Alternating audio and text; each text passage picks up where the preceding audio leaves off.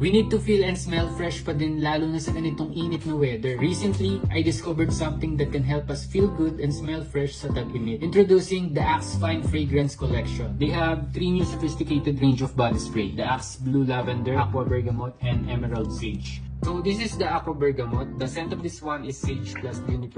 This is very fruity and fresh. The next one here is Emerald Sage. It has cedar plus patchouli scent. So if you're into woody and minty scent, this one is perfect for you. Blue Lavender is my favorite. It's refreshing, minty, and cool. Kaamoy talaga siya ng isa sa mga designer perfume ko. Grabe.